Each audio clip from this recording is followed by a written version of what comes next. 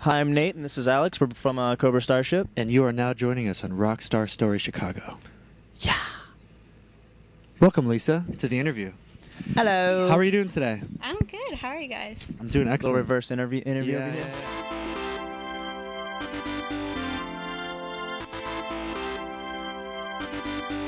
I make them good girls go. I make them good girls go bad. I make them good girls go. I make them good girls go. Good girls go. Are you a fan of the $1 bet on The Price is Right, or are you against it? And do you know what I'm talking about? Not really sure what you're talking Well, how do you feel about. about Bob Barker opposed to Drew Carey. Drew Carey? Not sure. Can I explain to you the $1 bet real quick? Sure. Okay, so check it out. Let's say there's an item, perhaps a dining set or something like that, that could be nice. It could be anywhere from $1 to $1 million, right? So there's about 5 or 6 contestants usually that get called down in the first round, and they have to think of what they think. I know that doesn't make any sense. They have to guess the price of this item, right?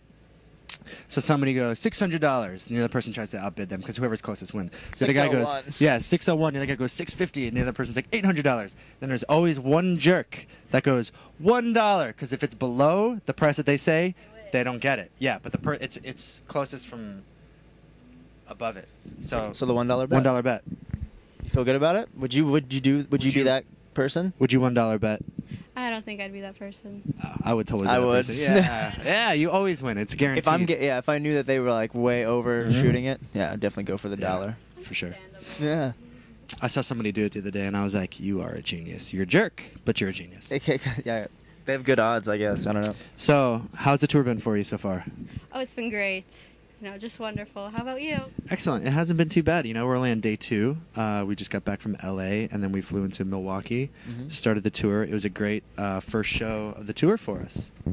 Really? Yeah. What were you guys And Jimmy Kimmel Live, yeah. Brought to you by the Pontiac Garage. And we got to do a fun little Star Magazine party, which we were delighted that they had us for. So your new album, 5. Hot Mess, came out August 11th. How was it in the recording process of the album? I'm just kidding. You can start your interview now. Sorry. Okay, so obviously I'm Lisa here with some of COBRA STARSHIP. Hello. So could you introduce yourselves and just say what you do in the band? I'm Nate, and I play drums. I'm Alex, and I play the lead bass guitar. Okay, so you guys right now, you're on tour for the OP tour with Boys Like Girls, among other bands. How's it been? Great. We're on day 2. It was a great. Well, for us, day 2. The Yeah, tour. for us, day 2. We had to jump on a little late just because of prior shows and stuff like that. We had a really nice first day of tour show. We just got back from LA. We flew into Milwaukee, and it was So far, awesome. so good. So far, so great. Yeah, we're Yeah. excited to be in Chicago already on tour. Usually doesn't happen like this. Okay, well, you guys were in LA, so how is it coming to Chicago since it's so cold here? That's exactly what I was going to say. It's much colder here. But it was rainy in California, so it's like too bad. Actually, funny story. We were supposed to perform on the Jimmy Kimmel Live stage outside, right? And it's like the only time it's rained this whole year. So we actually got moved back inside, which was kind of a bummer, but it was still great to be there and play and everything. So how is it performing for Jimmy Kimmel? He loves us, We'll do we usually do a private for him. show for him first, and he's just like stands there and he's just like, "I love you guys." And, We do covers for him. He'll yeah, whatever. yeah, Like he's way into we'll it. Like name a song, and he'll be like, "Blinded by the Light," and we'll be like, "We don't know that one. Pick another one." And then he picks one of our songs finally. Okay, well, you guys performed on the Latin VMAs. How was that? Very Spanish. Nerve-wracking because when they go to announce us to play, it's all in Spanish. So I'm just sitting there ready to hit, start the song, and I'm just like, Yeah. am I good? Am I cool? I'll tell you what, though, there's something amazing about being in an amphitheater surrounded by 4,000 people all chanting, "Mexico, Mexico." Yeah, it was. I don't mean to dog the other VMAs, but this one was so much better. Oh my God, they had it. They got rowdy. They got crazy. It's like a way wilder crowd. It was very spicy in there. It was definitely a party. It wasn't like anyone trying to be cool. It was just Yeah, like, it yo, was let's awesome. rage. Like It we was don't so care. much fun. Yeah, it was crazy. So your CD Hot Mess, it came out August 11th. How was it? How the fans? The fans have been enjoying it. I think so far so good. I think they're all pretty stoked. We actually started playing the song "Hot Mess" on this tour. Yeah, last night when we played on our first day of the tour, Lisa, as you recall, just kidding. we were like, yeah, we're gonna play this song for the first time, Hot Mess, and everybody like went crazy. Like people were fainting and stuff. It was like being at a Michael Jackson concert back in the '80s. Well, what if, was it better than having a Michael Jackson concert right now? No, are you kidding me? No. He'd still be with us. What kind of a question is? I'm just kidding. I'd love to see. I never got to see Michael Jackson perform, and I always wanted to. So I'm kind of bummed out that I didn't. How do you like the movie Fifth Element? I love this movie. It's one of my favorites of all time. Have you seen it? No, I haven't, but I'll have to see it if it's your favorite. Oh, you absolutely have to. Bruce Willis, Mila Jovovich, Really good. Gary Chris Oldman, Tucker. Chris Tucker, all-star cast. Great film. And that guy, and that guy. And that guy. Okay. Well, you guys worked with Leighton Meester. How did that come about? Basically, we were recording our album Hot Mess, and we had like a studio on lockdown, as they call it, something like that. We got the keys to it, and the producers that own it were like, "Hey guys, we need to interrupt your session to do a song with this girl from Gossip Girl. Do you mind?" And we were like, "Okay, I guess so." And Gabe was like, "Only if you ask her to sing on one of our songs," kind of joking around. And sure enough, a joke turned into truth. Our people called her people, and they made it all happen. Well, it's become one of the hit songs in the country. How does that feel right now for you? It feels crazy. How does it make you feel, Nate? Wet. You guys also worked with Kara. Moist. Moist.